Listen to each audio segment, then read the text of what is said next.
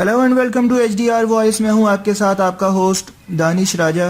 जनाब, कैलिफोर्निया से न्यूज़ है कि सॉफ्टवेयर माहिरीन ने 60 से ज़ायद ऐसी ऐप्स का इंकशाफ किया है जो इंस्टॉल होने के बाद जब चलती हैं तो इनमें मौजूद एक किस्म के वायरस मेलवेयर की बदौलत वो काबिल एतराज़ और फहश इश्तहारात ज़ाहिर करती हैं। ये तमाम प्रोग्राम्स गूगल ऐप स्टोर पर मौजूद थे, लेकिन अब इन सब को हटा दिया गया है। उनमें से अक्सर ऐप्स खासतौर पर बच्चों के लिए बनाई गई थी और उन्हें अब तक लाखों मरतबा डाउनलोड किया जा चुका है।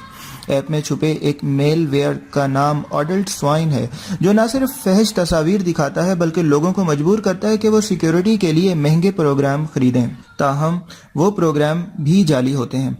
गूगल ने इस मौके पर कहा है कि इसने ऐसी तमाम ऐप्स को अपने प्ले स्टोर से हटा दिया है। वाज़ेह रहे कि माइनक्राफ्ट जैसे मकबूल गेम की ऐप में भी ये वायरस मौजूद था।